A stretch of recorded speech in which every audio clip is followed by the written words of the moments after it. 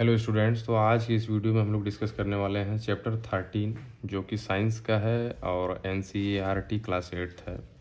As per the demand of students now we are going to deal this chapter completely and we will try to finish this one whatever we will see that at which level we are going to reach there.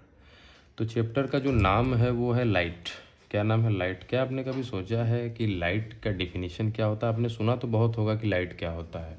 आप लोगों ने सुना होगा कि अरे light आ गई, बिजली कड़क गई, लाइट बहुत तेज़ थी, लाइट कट गई। तो यही सब चीज़ें आपने सुना होगा कि टॉर्च की लाइट आप देखे होंगे, मरकरी की लाइट आप देखे होंगे, रॉड की लाइट आप देखे होंगे, CFL की लाइट आप देखे होंगे, सूरज की जो रोशनी, सन की जो लाइट होती है वो भी आप देखे होंगे। तो क्या आपने कभी सोचा है कि लाइट क्या होती है?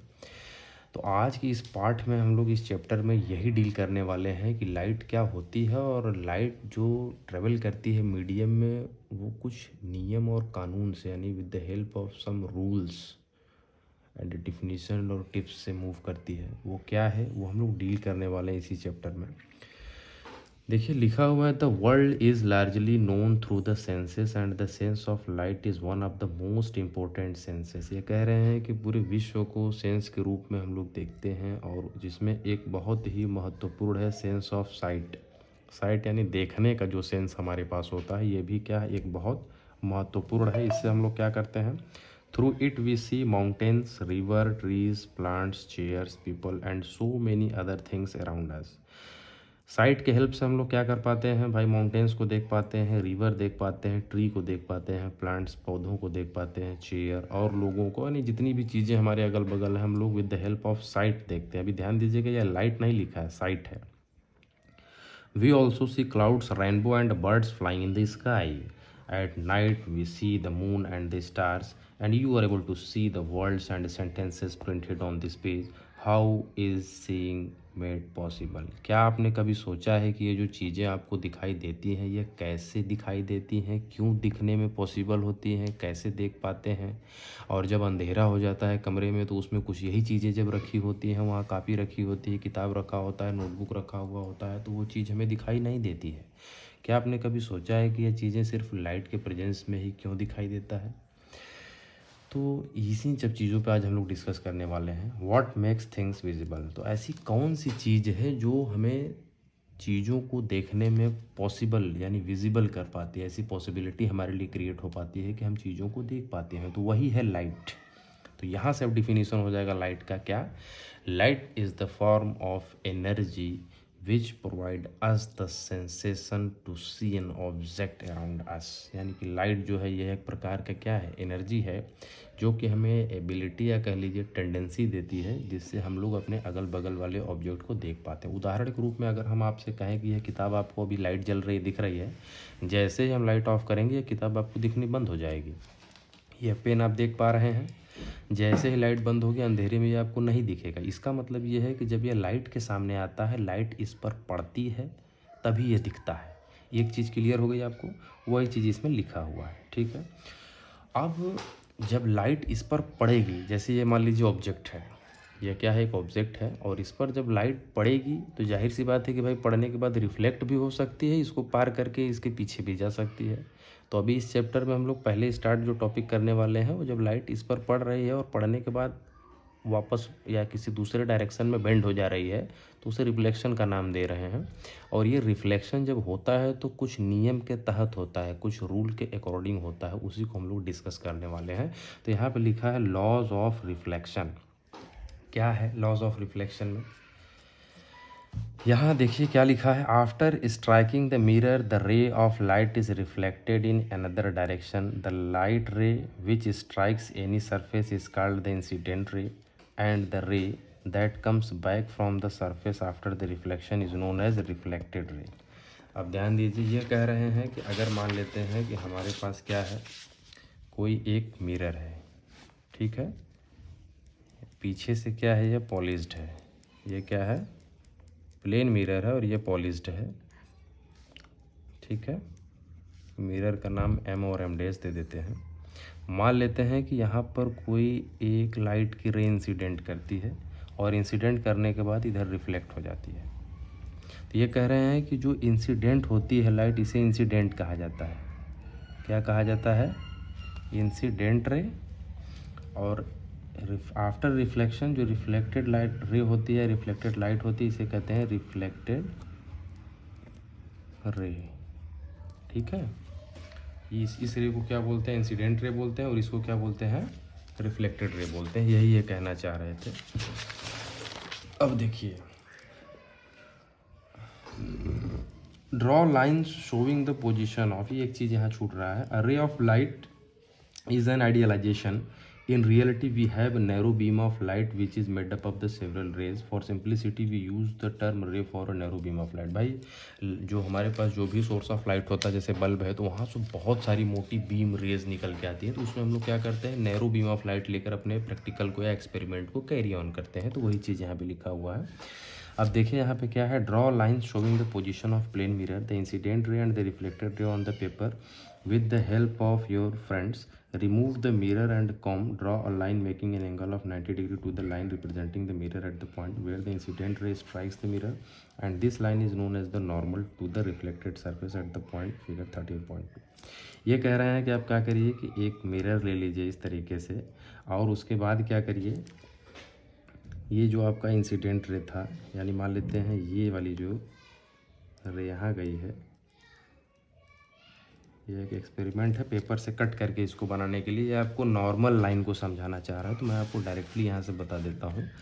ये अगर आपके पास कोई एक मिरर है, क्या है, प्लेन मिरर है, और इस पर कोई लाइट इंसिडेंट करती है, मान लेते हैं कहाँ पर, पॉइंट ओ पर इंसिडेंट करती है। तो इंसिडेंट करने के बाद ये लाइट इधर रिफ्लेक्ट होकर आ गई, तो इस रे को क्या बोलेंगे, रिफ्लेक्टेड रे। और ठीक इस मिरर से 90 डिग्री के एंगल पर एक लाइन खींच दी जाती है जिसे नॉर्मल कहा जाता है। This line is known as normal. और इस नॉर्मल के साथ जो एंगल आई बनता है इसे एंगल ऑफ इंसिडेंस कहा जाता है। और ये जो एंगल आर आप देख रहे हैं, यानी कि रिफ्लेक्टेड रे और नॉर्मल रे, नॉर्मल लाइन के बीच में जो एंगल बनता है इसे रिफ्लेक्टेड रे कहा जाता है। और इंसिडेंट एंगल को एंगल आई लिखा जाता है, और इसे क्या लिखा जाता है, एंगल आर लिखा जाता है। और देखिए यहाँ से ये अब आपको बताएंगे, do you see any relation between the angle of incidence and the angle of reflection, are they approximately equal? If the experiment is carried out carefully it is seen that angle of incidence is always equal to the angle of reflection. This is one of the law of reflection. Let us perform another activity on the reflection. ये कह रहे हैं कि आप ये एक activity अगर करके देखेंगे तो आपको यह पता चलेगा कि जो एंगल ऑफ इंसिडेंट होता है वो एंगल ऑफ रिफ्लेक्शन के बराबर होता है, एंगल ऑफ रिफ्लेक्शन के बराबर होता है, यानी कि incident angle is equal to reflected angle. ठीक है. और ये कह रहे हैं कि अब आइए एक दूसरी एक्टिविटी परफॉर्म करते हैं. तो एक्टिविटी परफॉर्म अगर हम लोग पूरा करने लगेंगे तो चैप्टर बहुत लेंदी है, तो ये बहुत टाइम कंज्यूम हो जाएगा. तो हम आपको जो लॉज ऑफ रिफ्लेक्शन है वो बता देते हैं. क्या है देखिए,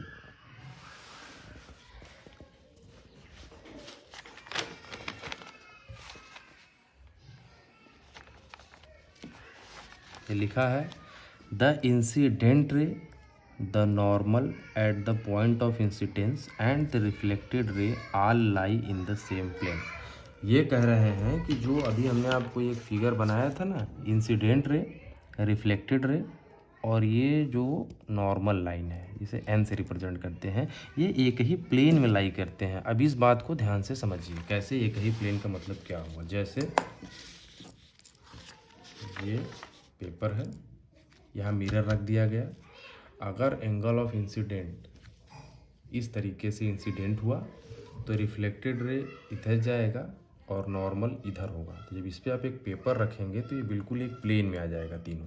यही है इस लाइन का मतलब. क्या है कि इंसिडेंट रे, रिफ्लेक्टेड रे और नॉर्मल रे तीनों एक ही प्लेन में लाई करेंगे, यानी इधर उधर 3D में नहीं होंगे, ये 2D में होंगे. सिंपली आपके समझने के लिए. ठीक है. तो दो लॉ होते हैं रिफ्लेक्शन के केस में. इंसिडेंट एंगल जो होता है वो रिफ्लेक्टेड के बराबर होता है, और दूसरा क्या है, इंसिडेंट रे, रिफ्लेक्टेड रे और नॉर्मल तीनों क्या होते हैं, एक ही प्लेन में लाई करते हैं.